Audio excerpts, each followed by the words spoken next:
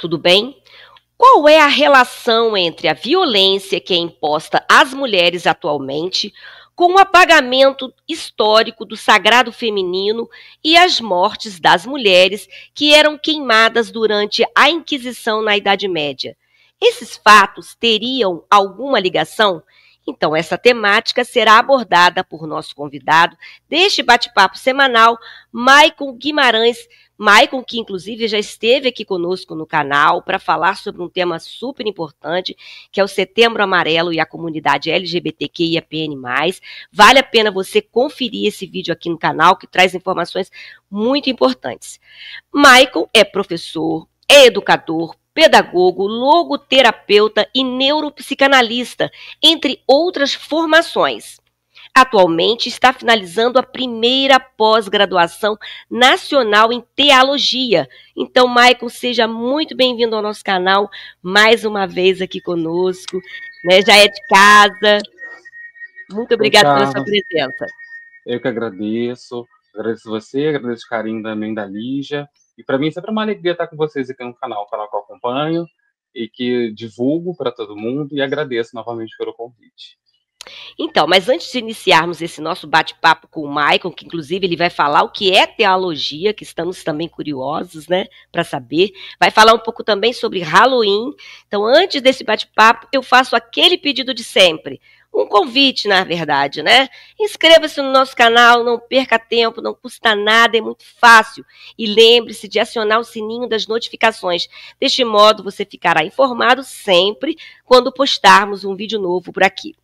Assista esse conteúdo até o final, isso é muito importante, ficar com a gente até o final. Curta este vídeo, pois a cada curtida o YouTube mostra para mais pessoas e esse engajamento é fundamental para o crescimento do nosso canal. Faça seus comentários, pois aqui também é seu lugar de fala. Siga o nosso perfil no Instagram, tem muita coisa bacana lá também. Obrigada, Lígia Passos, que está comigo na produção do canal, e eu, Júnior Silveira, e a Carla Gaspar, parcerias indispensáveis para a qualidade final do nosso trabalho. Então vamos ao nosso bate-papo.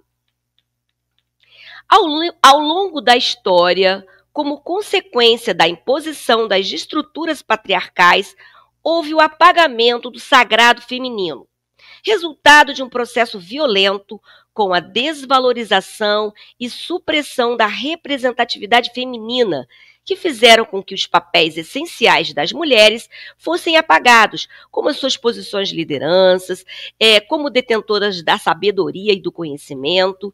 E esse apagamento também ocorreu ao longo dos séculos com a figura de autoridade e poder das deusas e sua sabedoria ancestral. Então, Maicon, esse apagamento aconteceu bem antes do período da caça às bruxas na Idade Média, bem antes, esse processo vinha acontecendo bem antes, né? Mas antes, você poderia nos explicar o que é a teologia? Queremos saber o que é esse estudo, né? E quais foram as suas motivações para se dedicar a esse estudo focado nas perspectivas religiosas centradas nas divindades femininas.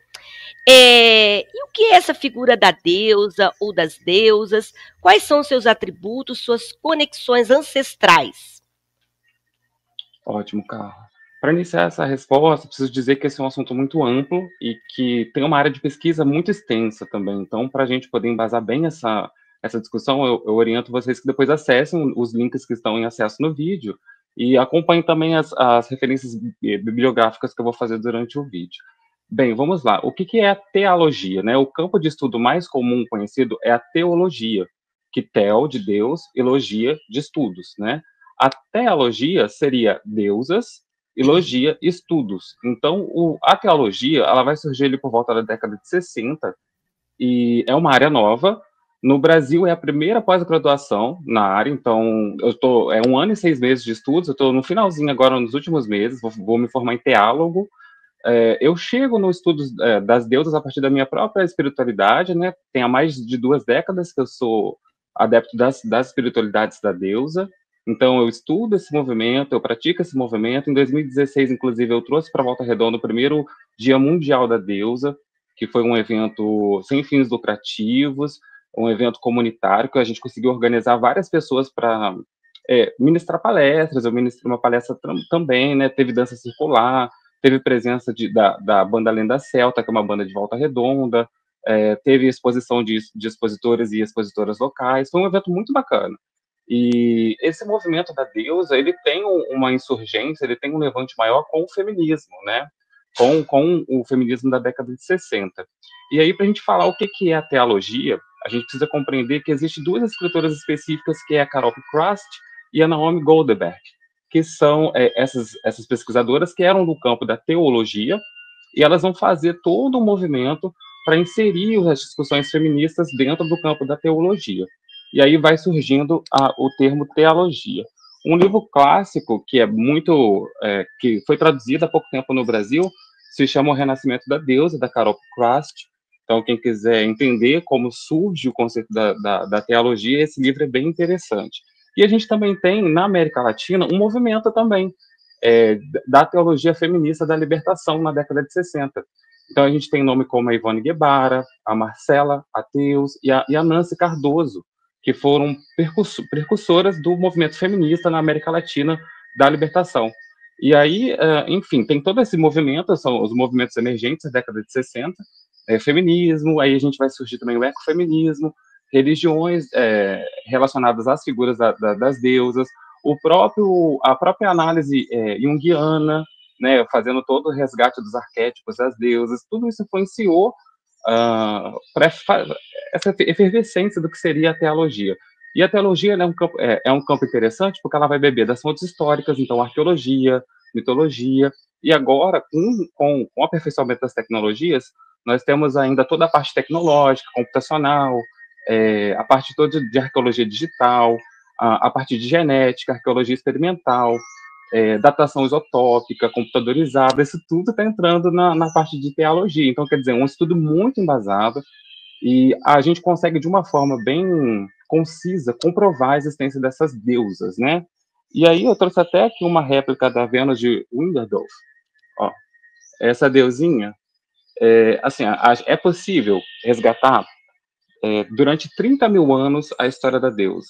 Existe uma pesquisadora chamada Constance Tippett, que fez uma linha do tempo da deusa. Então, a deusa, ela vai desde o Paleolítico, Neolítico, atravessando todas as eras, e depois a gente vai entrar melhor nesses apagamentos que vai acontecendo, e aí a gente consegue observar que a deusa existiu em todo o mundo, as deusas, né? Vamos botar no plural, porque a figura da deusa não é uma figura unificada como o deus patriarcal, cristão, monoteísta das religiões abraâmicas, né? As deusas, elas existiram da América Latina, a Antártida e outras partes do mundo. Então, ela fez toda essa construção histórica, e aí com os livros, né? Eu trouxe até um livro aqui para ficar como referência, que é o Lady Sapiens, que aqui tem até a Vênus na capa, ó. As Vênus receberam esse nome porque são pequenas estatuetas de deusas que foram encontradas em sítios arqueológicos.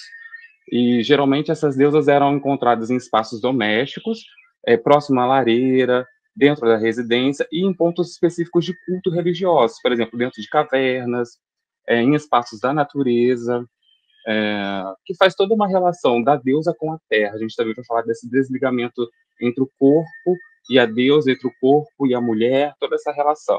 E aqui no livro Lady Sapiens tem todo um estudo arqueológico comprovando o papel das mulheres, desse apagamento histórico que aconteceu desde o Neolítico, do Paleolítico, e a influência que essas mulheres tiveram no decorrer da história. Enfim, eu acho que o tema é muito amplo, a gente vai conseguir entrar em outras nuances, e aí, à medida que a gente for conversando, Carla, você vai retomando para mim se eu esqueci alguma coisa, que eu vou falando com você. Então, hoje, nesse vídeo, nós temos aula de história, muito interessante. O Maicon, ele estuda muito, e ele conhece muita coisa, muito, e ele aprofunda muito, é sensacional. E hoje nós vamos aprender muito também. Então, a gente vai falar desse processo realmente do apagamento, que é a temática que a gente traz para o vídeo, né? Então, como que ocorreu esse apagamento, esse processo do apagamento das figuras e divindades femininas imposto por tradições religiosas patriarcais, né? Outras culturas também passaram por essa supressão das divindades femininas. A gente vai destacar aqui o caso da Grécia Antiga. As mulheres eram vítimas das rígidas regras do patriarcado, mas, né, porém, na mitologia, elas desafiavam o poder masculino, né? Explica um pouco sobre isso pra gente, ô Maicon. Muito bom, Carlos. Se a gente for pegar historicamente, o que a gente tem são indícios e provas reais, materiais dos sítios arqueológicos, que as comunidades anteriores ao patriarcado, elas eram sociedades coletoras, caçadoras-coletoras. E a maioria dessas comunidades, em todas as partes do mundo, tem um ponto específico que eu vou entrar lá, que são os povos que vieram do antigo Mediterrâneo, que vão fazendo a invasão, são os povos, na Europa, vai invadindo a Europa, e esses territórios que eram territórios onde existe um certo equilíbrio entre a população e a natureza, né? Então a gente vai compreender que por volta do Neolítico e do Paleolítico, essas comunidades elas viviam de forma muito integrada com a natureza. Havia um equilíbrio também entre o feminino e o masculino, né? Não existia aí uma figura feminina superior nem um masculino superior. Havia uma integração. E essas comunidades, como elas estavam em contato direto com a natureza, elas não formularam nenhum tipo de estratégia de guerra. Então não eram territórios sem muros, eram territórios conectados com a terra, eram conectados com a parte com os ciclos da natureza, primavera, verão, outono, inverno, né? Dependendo da localidade, não todas, onde tinha esse conceito das viradas de estações, inclusive aqui na América Latina. E o que vai acontecendo é que por volta do ano 3000, existiam tribos patriarcais, masculinistas, de deuses de guerra. E essas tribos, elas vão invadindo essas outras comunidades que eram pacíficas, onde existia um equilíbrio entre o masculino e o feminino, e a figura da deusa era cultuada, era celebrada, como a própria terra, fazendo uma conexão com essa própria terra, né? Em alguns casos, com outros atributos, que a gente pode depois entrar também nesse detalhe. E essas tribos, elas acabam vencendo, porque essas tribos masculinistas, elas eram preparadas para a guerra mesmo. Então, o domínio do ferro, o domínio dos animais, cavalo, armamento. E esse é o processo de colonização, né? Inclusive, um aspecto importante dizer que a teologia, ela bebe muito dos estudos decoloniais, pós-coloniais, contracoloniais, que é a minha área de pesquisa também. Então, foi através da minha área de pesquisa também fui chegando nesse campo, né? Inclusive, o meu artigo que eu vou publicar, que já está pronto, da pós em teologia, faz toda essa correlação dos estudos decoloniais, contracoloniais e anticoloniais com o princípio das deusas e a pedagogia, vou chamar de teagogias. E aí, quando eu estiver pronto, eu vou disponibilizar também. Então, a gente diz também que a história é sempre contada por quem venceu. Então, se a gente tem uma tribo que vence, que consegue dominar esses territórios, são eles que vão contar a história. E esse apagamento vai sendo gradual, gradativo. E esse apagamento vai acontecer também nas mitologias, né? Então, nós tínhamos várias mitologias no mundo onde a figura da deusa, ela tinha um paralelo com a natureza. Então, havia um equilíbrio. À medida que essas tribos masculinas vão dominando outros impérios, eles vão revertendo a mitologia. Então, essas deusas, elas passam a ser decapitadas, elas passam a ser violentadas. Na própria mitologia, elas passam a ser violadas. E, inclusive, as tribos masculinas passam a fazer isso com os corpos das mulheres nesses territórios. Tudo que eles fizeram com as deusas, eles fazem também com os corpos dessas mulheres. E com o próprio território, né? Então, todo o processo de colonização vem desse processo mesmo. E aí a gente pode, por exemplo, pegar os mitos da Grécia, né? Nós temos Metis, que era uma deusa da sabedoria, que dava origem a várias outras deusas. E aí a gente tem a figura de Zeus. Por mais que houvesse ali na mitologia grega, vamos colocar, um destaque para a figura da mulher ou do feminino, ela estava totalmente subjugada ao masculino. Um exemplo clássico da mitologia é que Zeus engole Metis, e ele, então, nasce da sua cabeça a divindade Atena, né? Então, assim, como que uma divindade masculina daria luz a uma divindade feminina? A gente tem outros mitos também, por exemplo, de Deméter com... agora eu me esqueci. A gente tem outras mitologias que fazem essa correlação, né? Deméter com Perséfone, me lembrei. Aí a Deméter tem Perséfone é raptada por Hades, e aí Perséfone fica totalmente subjugada a Hades, né? Ela fica presa naquela parte do submundo durante um tempo, e ela depende de ficar ali para poder renascer. Enfim, são vários tipos de mitologia que o feminino vai sendo, ao pouco, diminuído, né? A Tiamat, que foi totalmente decapitada, E outras divindades, a gente pode pegar, por exemplo, a própria Asherá, que era uma divindade feminina do deus masculino cristão, do Antigo Testamento, e ela vai se tornar uma deusa demonizada, e vai ser apagada e vai ser excluída desse Antigo Testamento. Enfim, são muitas coisas, nuances, que essas mitologias podem ser pesquisadas para compreender esses processos de apagamento. Existem livros, né? Por exemplo, a gente tem um livro nacional, que é esse aqui, ó, Deusas, Bruxas e Feiticeiras, Histórias de Quando Deus Era Mulher, da Júlia Miaria, que vai esmiuçar essas mitologias que eram femininas e foram se tornando patriarcais, ou a mulher foi tendo esse apagamento histórico, né? Enfim, são muitas nuances, Carla. E você destacou essas comunidades que viviam de forma pacífica, né? Como elas ficaram vulneráveis a essa mentalidade de domínio, né? Essa força dessa mentalidade de guerra. Então, sim, isso é muito, muito assim, me chama a atenção essa história, né? Que como eles viviam em equilíbrio, de forma pacífica, né? Ficaram vulneráveis a essa situação, né?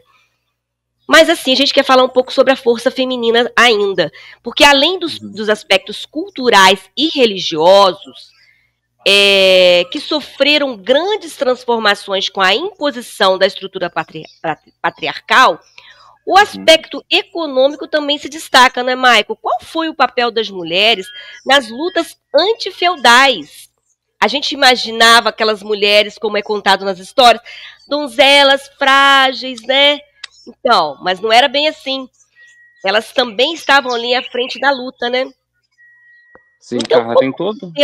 não é? Como que o sistema Sim. capitalista, inclusive, se consolidou, tendo como um dos fatores o processo de opressão da figura das mulheres lá no período do feudalismo, né?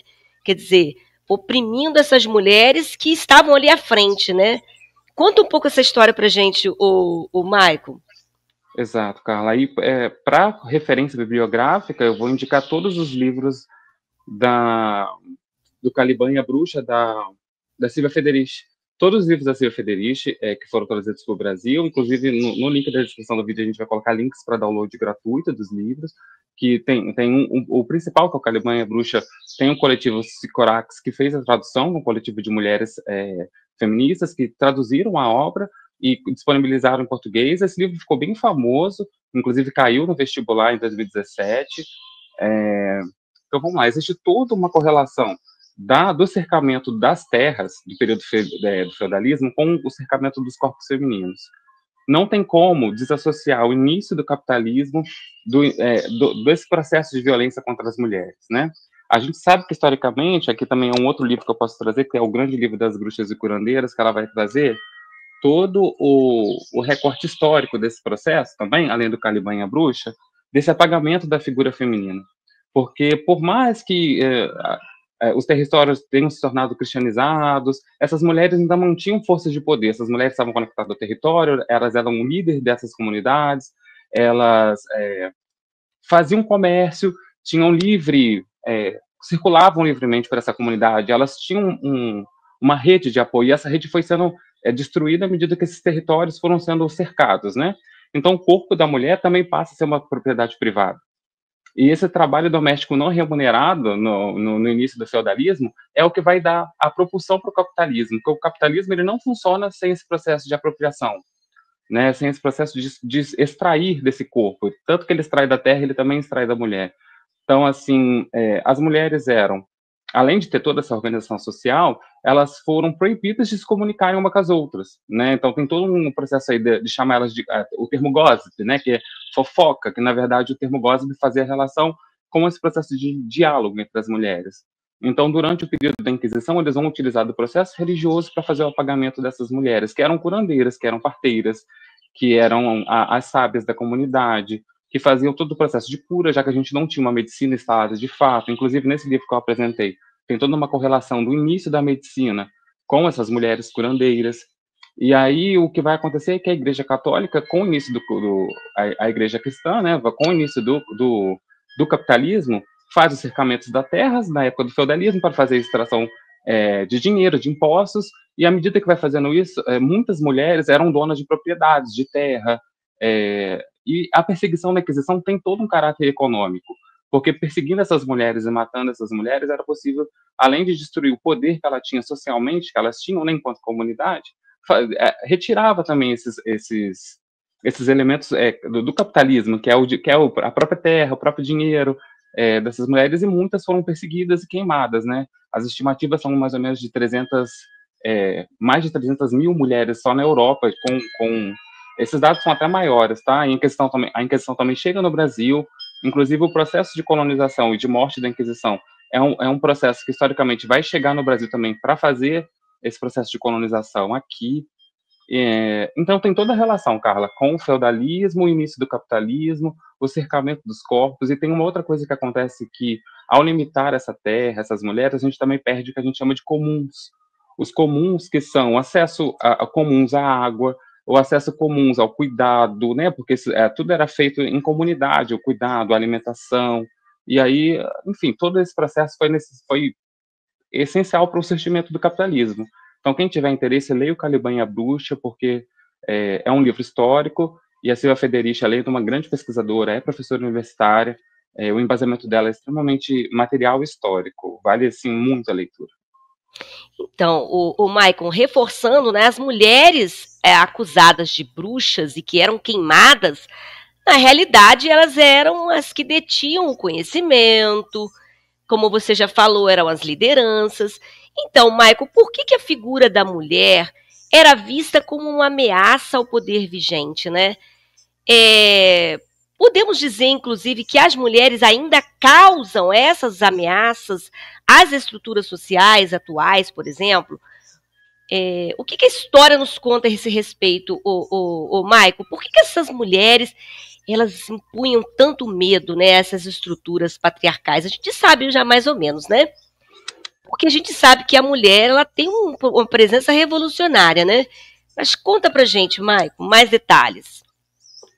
O que a gente pode dizer, Carla, é que a figura da mulher sempre esteve associada historicamente com o processo de dominação, porque é o corpo da mulher que produz, né? O corpo da mulher cis, que tem esse útero que produz vida. Então, fazer limitar esse corpo, por exemplo, por questões anti-aborto, limitar esse corpo por questões de redes de contato. E a gente tem o apagamento histórico da mulher, né? No Brasil, se a gente for pegar, as mulheres começam a voltar no início do século, assim, uma coisa assustadora, assim, né? Mulheres não podiam se desquitar, não podia ter o divórcio.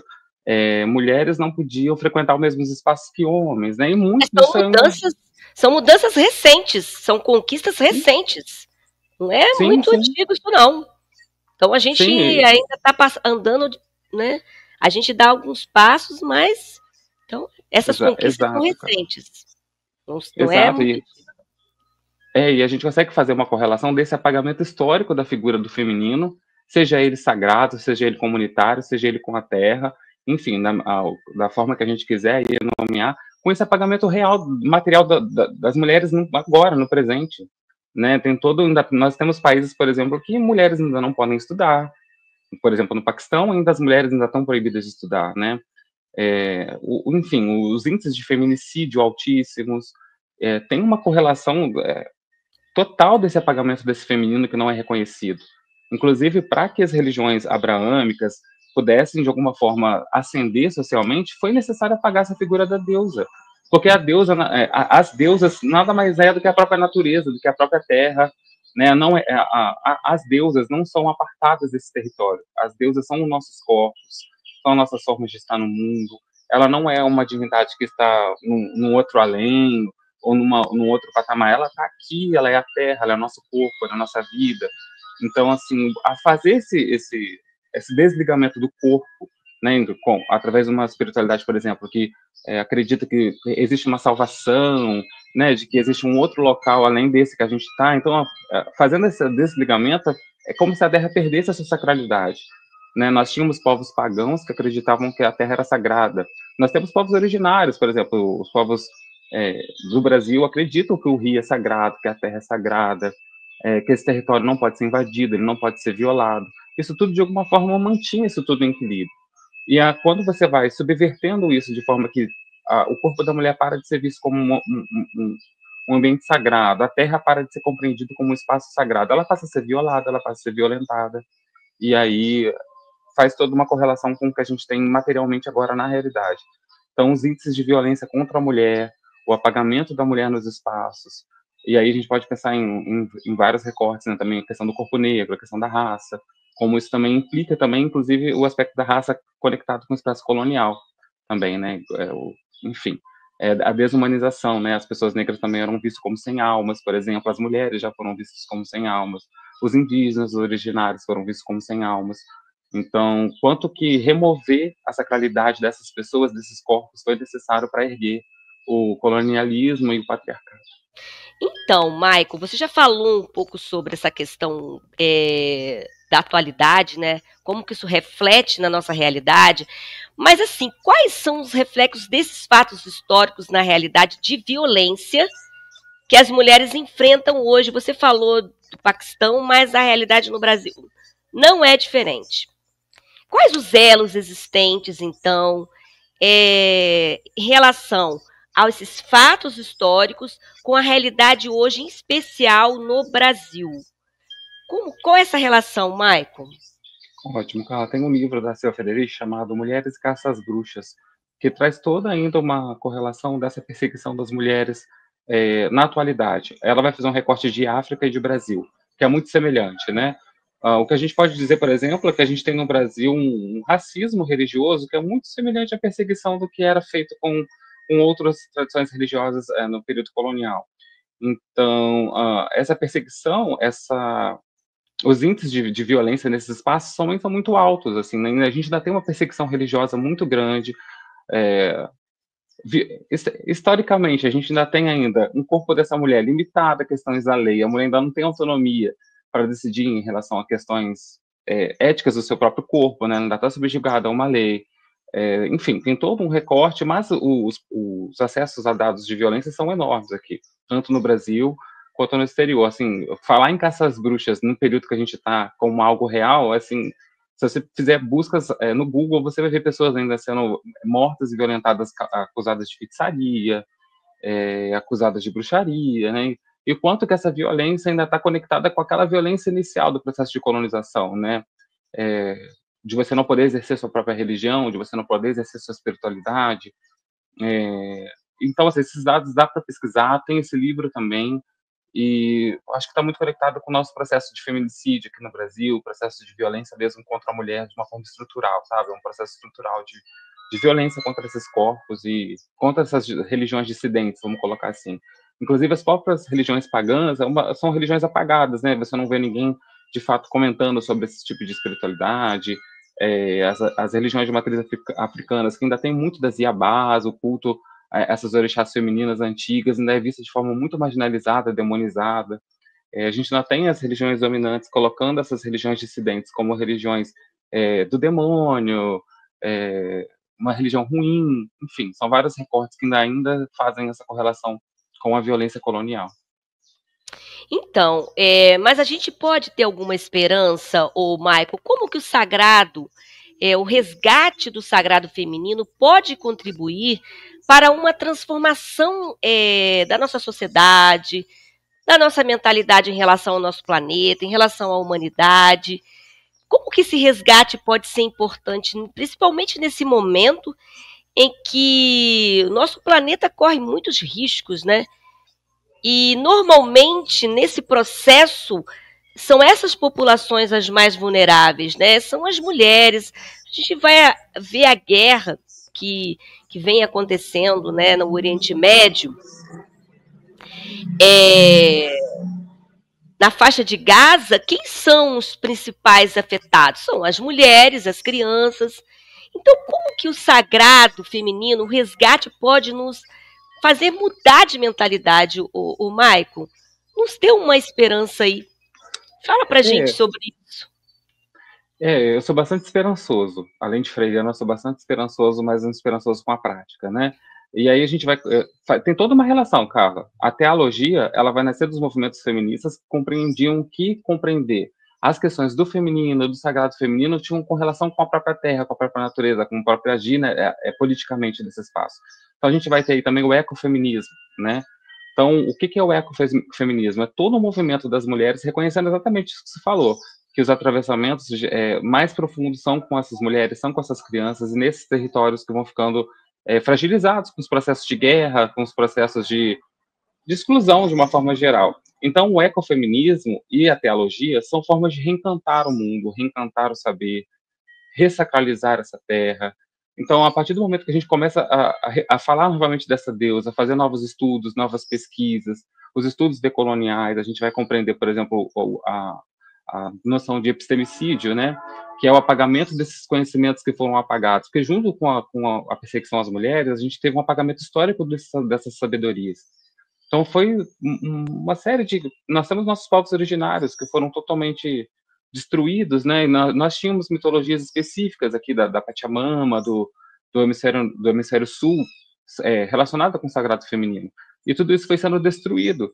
E fazer todo esse resgate, retomar esses saberes que foram em parte, o que dá para reconstruir, que muito foi destruído, assim, muito foi destruído, né? A gente está conseguindo com as tecnologias encontrar novas formas de estudos, fazer novas correlações, fazer pequenos pontos aonde dá para fazer ligações com o que já existiu anteriormente, mas é muito importante dizer que não se trata de fazer aqui um resgate dessa deusa primordial, e sim a teologia, o ecofeminismo, é compreender na prática agora, politicamente, o que dá para ser feito. Lutar pelo corpo dessas mulheres, lutar pelas minorias, o que politicamente a gente pode fazer diante disso. Então, a teologia está totalmente ligada com o processo político, ela não se desconecta disso, dos processos do coletivo, desses coletivos de mulheres, de estar nesses espaços, por exemplo, aqui debatendo essa questão do sagrado feminino.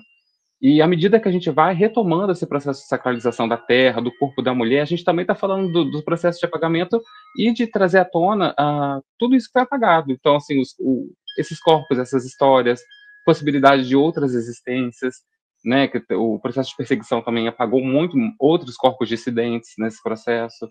E assim, a minha esperança é que à medida que a gente for retomando esse debate, que a gente for ampliando essa discussão, fazendo com que as mulheres se reconectem, as minorias se reconectem, a gente nessa unidade da diversidade, como dizia o Paulo Freire, com nossas diferenças, a gente possa potencializar essa luta para que a gente avance também nesse debate de outras formas, assim, não ficando somente na categoria da religião, que não é esse aspecto só da teologia, né? A teologia, ela é muito mais ampla do que esse aspecto religioso, e reconhecendo também todo o poder político que temos enquanto corpos, né, que estão nesse processo com a terra, com a natureza, esse resgate mesmo. Então, leitura de autores e autoras autóctones, né, Ailton Krenak, a própria Bell Hooks, Conceição Evaristo, Sueli Carneiro, todo esse processo também de retomada dessas leituras, compreender o processo de epistemicídio, compreender os processos de violências do nosso território, então aqui da região do Vale do Café, compreender também como é que foram feitos esses apagamentos, né, quais eram os povos originários que viviam aqui, isso tudo está conectado com os estudos da teologia. O Michael fala Vale do Café porque a gente fala aqui de Volta Redonda, no interior do Rio de Janeiro, e a gente tem essa questão aqui de regiões, né, que foram, teve uma presença dos barões do café, então isso tem uma importância muito grande histórica. O Michael, a gente quer falar um pouco agora sobre uma festa que é desse período, dessa época agora, final de outubro, que que são as comemorações do Halloween. E a gente queria saber um pouco qual é a origem, a importância dessa festa. A gente sabe que existe uma crítica, porque é uma festa que vem dos Estados Unidos, mas a gente quer falar um pouco mais, que está além disso, né? E qual a sua relação com as bruxas? E devido a essa influência, né, cultural dos Estados Unidos, o Halloween também ele passa a ser comemorado no Brasil, mas nesses moldes americanos, né? Então, o que pode ser de diferente nisso, o Michael? E a gente quer ressaltar também que, seguindo as tradições nacionais, o dia 31 de outubro é dia do Saci, né? Fazendo aí um contraponto que nos remete à valorização da nossa cultura, né? Da nossa cultura, né? Fala um pouco sobre isso, Michael, sobre essa necessidade de divulgar, de conscientizar as pessoas, sobre as nossas riquezas culturais da garantia da transmissão de gerações para as gerações futuras, e você já falou que sobre as divindades, as representações das divindades dos nossos povos originários, das divindades femininas, você falou sobre isso também. Então fala sobre isso pra gente, Maicon. Vamos lá, Carla, são muitas coisas. E é engraçado que esse tema ganhou as redes nas últimas semanas, né? Porque todo ano vem essa discussão, estão trazendo uma festividade que é fora do Brasil. Aí tem o caráter mesmo imperialista americano.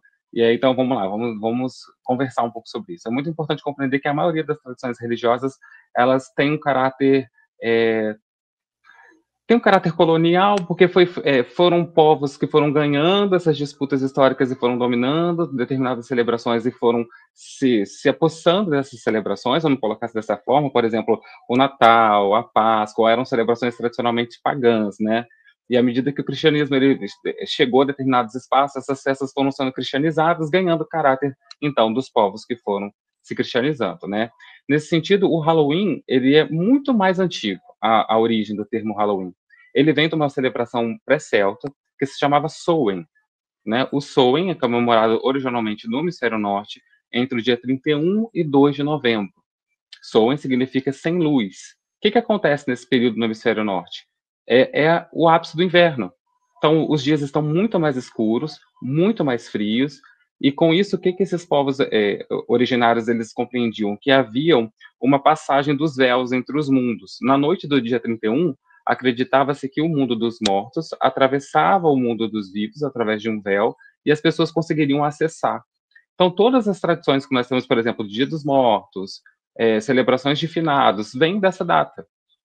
Então, assim, a gente vai chegar no Halloween. Então, assim, nós temos o Samhain como essa festa tradicional. Ele é cristianizado, né? Ele vai parar, por exemplo, em Portugal em 1300, se torna oficialmente o Dia de Finados, que vai chegar para a gente aqui no Brasil também.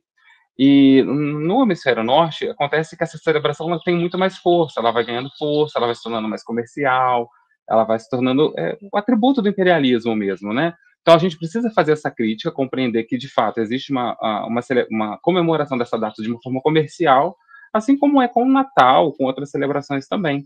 Mas, se a gente for fazer um aprofundamento histórico, a gente vai compreender que tem toda uma celebração original aí desses povos. E na América Latina, existe um limiar muito semelhante. Por exemplo, nos povos Krenak, existe uma celebração chamada Taruandé. Eu não sei se é essa mesma a pronúncia, mas é muito semelhante. Eles acreditam que o véu, nesse período do ano, olha só, eles não tinham esse contato direto, mas eles acreditam que o véu entre esse período também se desfaz. Então é possível acessar esse outro mundo. Eles, inclusive, fazem um monte de celebrações para não deixar que a queda do céu interrompa o ciclo da vida. E a gente tem também a festa do Los Mortos, né, no mexicana, que é totalmente voltada para as divindades da morte, também nesse período. Estudando antropologicamente, arqueologicamente, não tem uma ligação direta entre os celtas e os povos mexicanos. Mas a gente fala dentro da teologia dessas correlações históricas com o tempo. Então, são povos em diferentes locais. Isso aconteceu muito com a própria deusa. Eram povos em diferentes locais que tinham semelhanças idênticas vamos colocar, semelhanças muito parecidas, ficou redundante, mas semelhanças entre celebrações, né? Então, a mesma coisa é o Samhain. A gente tem o Dia dos Mortos, a gente tem o Dia dos Mortos no México, a gente tem o Halloween. Então, são celebrações que, apesar de estarem desconectadas, entre aspas, têm esse limiar histórico. E aí, quando chega aqui no Brasil, aparece como uma festa meio clandestina, meio que invasora, americanizada, mas para nós, praticantes de espiritualidades a Deus, a gente tem toda essa correlação histórica, compreender de onde veio, qual é a relação, né? A gente compreende todas essas outras datas dos calendários oficial com esse processo também de colonização. O que foi sendo usurpado, o que foi sendo transformado, o que foi sendo cristianizado. E aí ter esse olhar crítico em relação ao Halloween é interessante. E fazer toda essa correlação também com nossos saberes locais. Eu acho que botar o dia 31 como o dia do Saci, fazer um resgate do folclore local, isso é muito dos estudos decoloniais também. Então, assim, eu também não vejo como praticante da minha espiritualidade, da deusa, eu celebro o dia do Saci e celebro o Samhain. Assim, né, de forma... E o meu Samhain nem é 31 de outubro, o meu Samhain é em maio, porque a gente fala que tem duas rodas, a gente gira pelo norte e pelo sul. Então, eu sou do sul, eu giro pelo sul. Para mim, o ápice do inverno aqui é mais ou menos no dia 1º de maio. Então, um Samhain, para mim, esse dia mais escuro, o meu Halloween, está conectado diretamente com o ciclo da natureza. Então, eu perco a gente perde esse caráter comercial para, de fato, fazer uma integração com a Terra. Então, o meu corpo também gira com esse ciclo. Então, lá por volta do dia 1º de maio, o nosso corpo está começando a entrar no inverno, a gente começa a estocar energia, a gente começa a ficar mais reflexivo, os horários da noite ficam mais extensos, então a gente passa a dormir um pouco mais. Então, assim, o próprio corpo faz correlação com a Terra. Então, esse processo de descansar, que é o do Samhain, é o nosso processo também fisiológico. Não tem essa diferença, né? Por isso que eu falo, o nosso Natal, por exemplo, é totalmente, não é celebrado. Por que se comia, fazia isso? Porque era o ápice do inverno. Então, as pessoas tinham pouco alimento, então precisava fazer uma refeição mais robusta para aguentar os dias de inverno, que muitas vezes ficaria sem alimento. Então, quando a gente celebra o nosso Iule, que a gente chama que seria esse Natal antigo, para a gente é o ápice do inverno aqui. Então, é junho, julho. Então, tá frio, então a gente faz caldo, a gente tem a nossa árvore de Natal, que é toda a celebração, que é a árvore de Natal simboliza o espírito da natureza que não pode morrer. Como está frio lá fora, a gente traz a árvore para dentro de casa e acende velas para que ela fique viva dentro de casa com a gente. Então tem toda uma correlação da natureza com a realidade do corpo e da terra, assim, não é desconectado. Então ter esse olhar crítico dessas celebrações, dessas festas, e aí não cair nessa falácia da intolerância religiosa também, acreditar que o cristianismo é uma religião que, por exemplo, surgiu em Osasco, que não é, gente, né? As religiões foram sendo construídas também nesse processo de colonização. Isso é necessário compreender isso. Ela não foi, não apareceu aqui na nossa do nada, assim, isso foi acontecendo. E os estudos da teologia do sagrado feminino nos fazem compreender esse aparato histórico e da Terra de uma forma mais ampla, assim. Como é bom a gente ter conhecimento e informação. A gente compreende melhor todas as coisas, né? Isso é muito bom, a gente ter esse entendimento. E essa questão da diferença do hemisfério sul e do hemisfério norte, tem muitas diferenças nas questões das estações, de como que a gente lida com isso, né? E essa mentalidade imperialista que nos impõe, é isso que a gente tem que questionar, né? Mas todo esse aprendizado, esse entendimento é muito bom. Maico, muito obrigado pela sua participação, sempre com informações relevantes, esclarecedoras, sempre bom ter você aqui com a gente, muito bom mesmo. Daqui a pouco a gente quer ouvir também um pouquinho de uma musiquinha rapidinha aí, para a gente conhecer um pouco desse cântico aí das deusas. Obrigada, Maico. Eu que agradeço, Carla. Agradeço imensamente sempre o espaço do canal, nossa troca, nos bastidores, as nossas conversas, é sempre muito agradável. As meninas do canal, gente, são maravilhosas, assim, só tenho pontos positivos e agradecer sempre por essa troca que eu acho maravilhosa, esse diálogo.